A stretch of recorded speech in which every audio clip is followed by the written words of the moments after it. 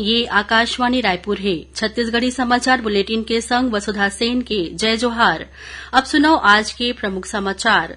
मुख्यमंत्री आज लोरमी विधानसभा क्षेत्र के ग्राम खुड़िया में 13 करोड़ 71 लाख रुपया ले ज्यादा के अलग अलग विकास कार्य के लोकार्पण और भूमि पूजन करेन। भारतीय जनता युवा मोर्चा के कार्यकर्ता मन आज राजधानी रायपुर समेत प्रदेश के अलग अलग जिला में रोजगार और बेरोजगारी भत्ता ल लेके करेन प्रदर्शन। और सुकमा जिला के भेज्जी थाना क्षेत्र में आज सुरक्षा बल के संग होए मुठभेड़ में एक जन महिला सहित 2 जन माओवादी मारे गए हैं। अब समाचार विस्तार ले। मुख्यमंत्री भूपेश बघेल आज भेंट मुलाकात कार्यक्रम के तहत मुंगेली जिला के लोरमी विधानसभा क्षेत्र के ग्राम खुड़िया में 13 करोड़ 71 लाख रुपया ले ज्यादा के अलग अलग विकास कार्य मन के लोकार्पण और भूमि पूजन करेन। ये मौका में मुख्यमंत्री क्षेत्र के विकास बर कई महत्वपूर्ण घोषणा करेन। एमा नगर पंचायत लोरमी ला नगर पालिका, ग्राम खोड़खामी ला नगर पंचायत, डिंडोरी ला उप तहसील और खुड़िया ला राजस्व ग्राम बनाए के संगे संग खुड़िया ला पर्यटन स्थल के रूप में विकसित करे, लोरमी में इंडोर स्टेडियम पर 1 करोड़ रुपया दे और नौरंगपुर में विद्युत सब स्टेशन की स्थापना शामिल है। भारतीय जनता युवा मोर्चा भाजयुमो के कार्यकर्ता मन आज राजधानी रायपुर समेत प्रदेश के अलग अलग जिला में रोजगार और बेरोजगारी भत्ता ल लेके रोजगार कार्यालय के आगू में प्रदर्शन करेन। रायपुर में अम्बेडकर चौक करा भाजयुमो के कार्यकर्ता एकत्रित होइन और पुराना पुलिस मुख्यालय स्थित जिला रोजगार कार्यालय के घेराव करे के कोशिश करेन। उहें सक्ती जिला में घलो भाजयुमो कार्यकर्ता मन बेरोजगारी भत्ता ल लेके प्रदर्शन करेन। इही दौरान मालखरौदा एसडीएम कार्यालय के घेराव करे बर निकले कार्यकर्ता मल्ला पुलिस रास्ता में ही रोक दिन। ये दौरान कार्यकर्ता और पुलिस के बीच झूमा झटकी घलो होइस। बाद में भाजयुमो डहार ले एसडीएम ला ज्ञापन सौंपे गिस। प्रदर्शन में भाजयुमो के राष्ट्रीय उपाध्यक्ष अनूप साह, प्रदेश सह प्रभारी दीप ज्योति मुंड और भाजपा के जिला अध्यक्ष कृष्णकांत चंद्रा घलो शामिल हुईन। आज विश्व रेड क्रॉस दिवस आए। ये अवसर में राजभवन में राज्यपाल विश्वभूषण हरिचंदन के अध्यक्षता में कार्यक्रम के आयोजन करे गिस। कार्यक्रम में प्रधानमंत्री टीबी मुक्त भारत अभियान के तहत सक्रिय रूप ले काम करैया निक्षय मित्र और जिलाधीश मल्ला सम्मानित करे गिस। ये दौरान रक्तदान शिविर के आयोजन के संगे संग रेड क्रॉस सोसायटी छत्तीसगढ़ के वेबसाइट के लोकार्पण घलो करे गिस। कार्यक्रम ला संबोधित करत हुए राज्यपाल कहिन कि रेड क्रॉस सोसायटी द्वारा मानवता के सेवा बर महत्वपूर्ण काम करे जात है। उन्हें मुख्यमंत्री भूपेश बघेल विश्व रेड क्रॉस दिवस में सबो रेड क्रॉस वॉलेंटियर्स ला बधाई और शुभकामना दीन। छत्तीसगढ़ में श्रम आयुक्त लेबर ब्यूरो शिमला डहार ले जारी उपभोक्ता मूल्य सूचकांक के आधार में अलग अलग अनुसूचित नियोजन में कार्यरत श्रमिक मन बर ये बछर 1 अप्रैल ले 30 सितंबर तक बर न्यूनतम वेतन दर निर्धारित करे है। एमा 45 अनुसूचित और सामान्य नियोजन बर प्रतिदिन 20 रुपया और प्रति माह 260 रुपया के वृद्धि करे गे है। कृषि नियोजन में कार्य करैया श्रमिक मन बर 225 रुपया प्रति माह और अगरबत्ती उद्योग में नियोजित श्रमिक मन बर प्रति 1000 अगरबत्ती बर 5 रुपया 25 पैसा के बढ़ोतरी करे गे है। श्रम आयुक्त बतईन कि 1 अप्रैल ले प्रभावशील ये न्यूनतम वेतन दर श्रम विभाग के वेबसाइट में घलो उपलब्ध है। छत्तीसगढ़ में करीब 2000 करोड़ रुपया के कथित शराब घोटाला ला लेके भारतीय जनता पार्टी के प्रदेश अध्यक्ष अरुण साव कहिन कि ये घोटाला ले छत्तीसगढ़ शर्मसार होए है। उमन आरोप लगाइन कि राज्य के कांग्रेस सरकार शराबबंदी के वादा कर जनादेश हासिल करे रही से आज वही शराब ल लेके घोटाला सामने आए है। प्रदेश अध्यक्ष मांग करे है कि घोटाला ले जुड़े सबो मामला एमपी एमएलए कोर्ट में चले और एकर सुनवाई फास्ट ट्रैक में होवे। उमन कहिन कि अगर प्रदेश के मुख्यमंत्री इस्तीफा नहीं दिही त ये सबो मामला की सुनवाई प्रदेश ले बाहिर करत हुए एकर ऊपर जल्द फैसला ले जाए। श्री साव यू कहिन कि राज्य के कांग्रेस सरकार ला सत्ता में बने रहे के कोई अधिकार नहीं है। उन्हें भाजपा महिला मोर्चा डहार ले आज संभाग मुख्यालय मन में प्रदर्शन कर मुख्यमंत्री और आबकारी मंत्री ले इस्तीफा के मांग करेगिस।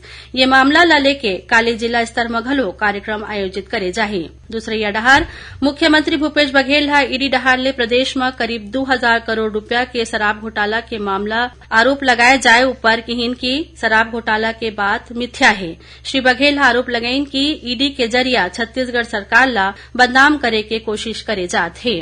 छत्तीसगढ़ी समाचार बुलेटिन आप मन आकाशवाणी रायपुर ले सुनत हव। छत्तीसगढ़ के खबर ले है आपके वास्ता और खबर के विश्वसनीयता ले है हमर वास्ता। आकाशवाणी समाचार रायपुर के प्रादेशिक समाचार बुलेटिन के संगे संग हमार समसामयिक कार्यक्रम आप रेडियो के संग अपन मोबाइल में घलो सुन सकत हो।